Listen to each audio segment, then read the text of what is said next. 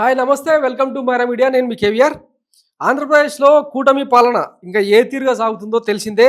స్వయంగా విజనరీ ముఖ్యమంత్రి చంద్రబాబు గారే సంక్షేమ పథకాలకు పైసలు లేవు, ఉంటే సూపర్ 6 హామీలను ఎట్టి పరిస్థితుల్లో ఆపే ప్రసక్తి లేదని చెప్పి స్టేట్మెంట్ ఇచ్చారు. దాని మీద తీవ్ర దుమారం రేగుతూ ఉంది.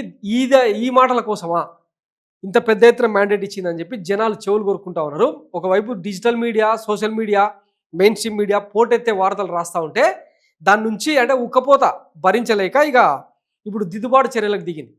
ఇంకా మన ఏబిఎన్, టీవీ5 ఇట్లాంటి ఛానల్స్ అన్నీ కూడా బాబు గారు మాట్లాడిన వ్యాఖ్యలైంది, ఈ సాక్షి ప్రజెంట్ చేసిన రాతలైంది, వైసీపీ సోషల్ మీడియా చేస్తున్న ప్రయోగం ఏంది అని చెప్పి ఇంకా విరుచుకు పడతా ఉన్నారు.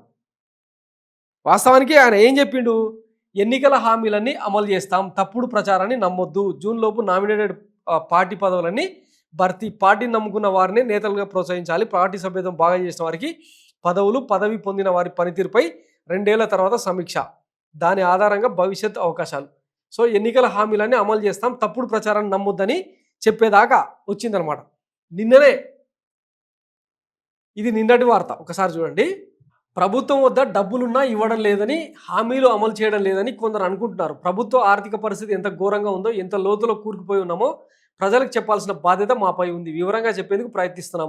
5 రూపాయలు ఇచ్చి ప్రజలను శాశ్వతంగా పేదరికంలో ఉంచాలని మేము అనుకోవడం లేదు. గత ప్రభుత్వం వారికి 1 రూపాయి ఇచ్చి 10 రూపాయలు దోచుకుంది. మేము నిజాయితీగా ప్రజలను అభివృద్ధిలోకి తేవాలని అనుకుంటున్నాం. వాస్తవాలు చెప్పడానికి భయపడదలుచుకోలేదని చెప్పి ఏదో వివరణాత్మక ప్రకటన చేశారనమాట. జగన్మోహన్ రెడ్డి హయాంలో రూపాయి ఇచ్చి 10 రూపాయలు వసూలు చేసిండా?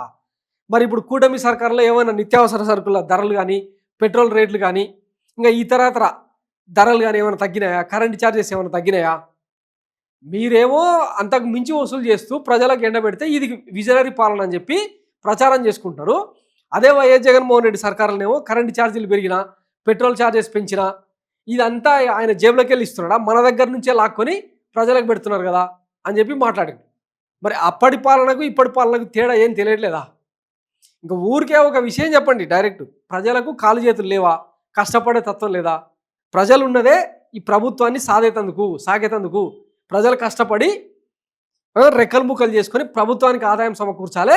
కూటమి నేతలకు, కూటమి కార్యకర్తలకు, కూటమి ప్రజాప్రతినిధులకు సంపద సృష్టించి పెట్టాలి అని చెప్తే సరిపోతుంది కదా. ఎవడైనా ప్రభుత్వాన్ని నడిపేది ప్రజల కోసం. కానీ ఇక్కడ మాత్రం చాలా దరిద్రంగా ఉంది. ఈ కూటమి నేతలను సాగేతందుకు ప్రజలందరూ కూడా బలి పశువులు కావాల్సి వచ్చిన దుస్థితి అనమాట. ఏం చెప్పదలుచుకున్నారు? ఒకవైపు ఏమో వీళ్ళ పేపర్లోనే కదా 7 నెలల్లో 6 లక్షల కోట్ల పెట్టుబడులు, 4 లక్షల ఉద్యోగాలు, రాష్ట్రం సుభిక్షంగా ఉందని ఒకవైపు రాతలు రాస్తారు. ఇంకోవైపు సాక్షాత్ ముఖ్యమంత్రి హోదాలో ఉండే చంద్రబాబు గారేమో బీద ఏడుపులు ఏడుస్తూ ఉంటారు. ఏది నమ్మాలి? ఒక కంక్లూజన్కి వచ్చి రాష్ట్ర ప్రజలకు ఏదో ఒక స్టేట్మెంట్ ఇస్తే వాళ్ళ సవాళ్ళు చేస్తారు సార్ అని చెప్పి మాట్లాడుతూ ఉన్నారు ఇప్పుడు బయట. సో ఎందుకు అనుకున్నామని ఇంకా వాళ్ళ చెప్పుతో వాళ్ళు కొట్టుకునే స్థితికి వచ్చింది. ఇంకా ఈ ఎఫెక్ట్ ఎట్లా ఉంటుంది అన్నది రాబోయే రోజుల్లో చూద్దాం.